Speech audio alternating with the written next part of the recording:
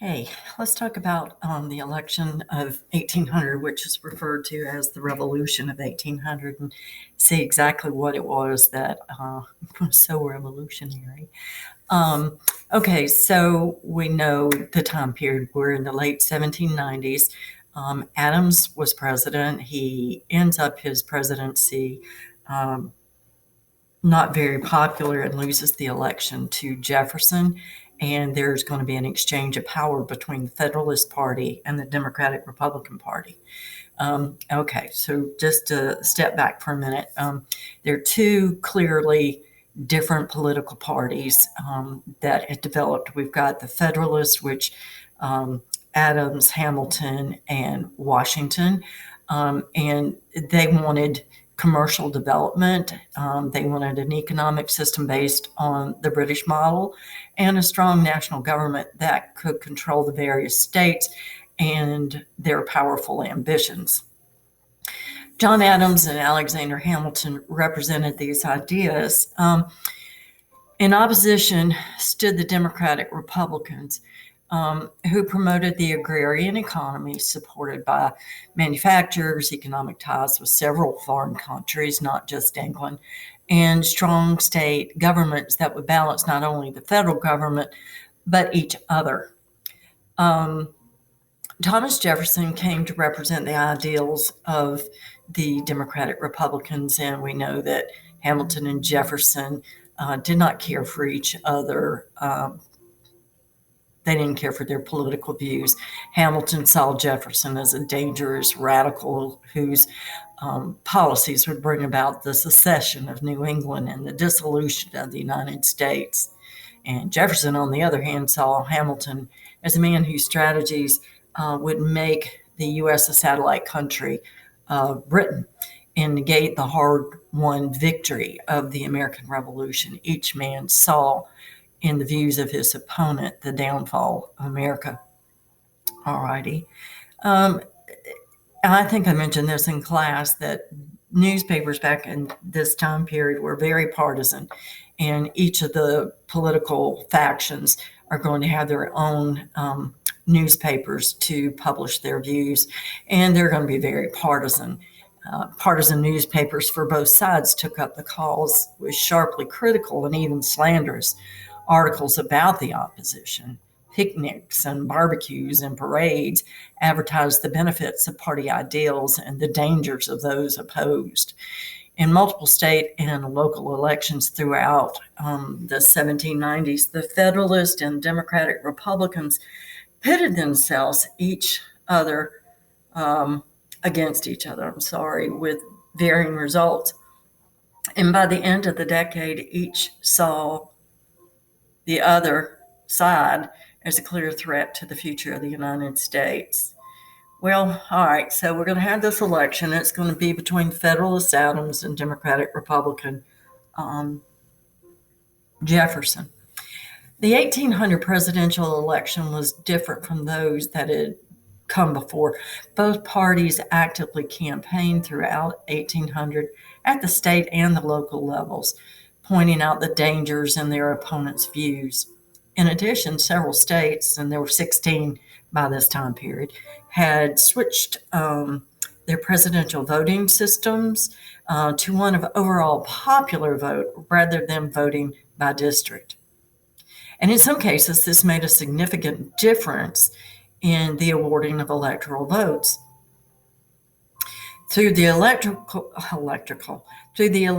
college system, the founders had intended for state legislators to choose electors and therefore the president. But 1800 marked the first significant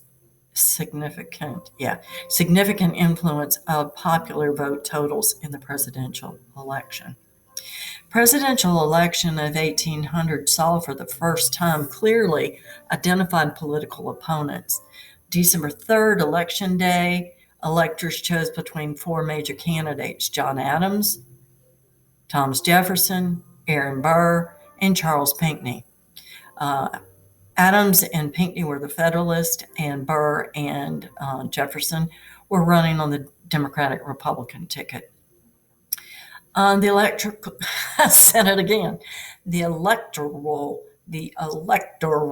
ballots submitted by the states to Congress were by law not to be opened until February 11, 1801, but their contents leaked to the press. And although the public supported Jefferson to be president, I guess, Burr and Jefferson had tied in the electoral college vote. Well, how could that happen? In 1800, prior to the passage of the 12th Amendment, each state elector cast 2 votes without specifying which was for president and which for vice president, and the votes were then tallied.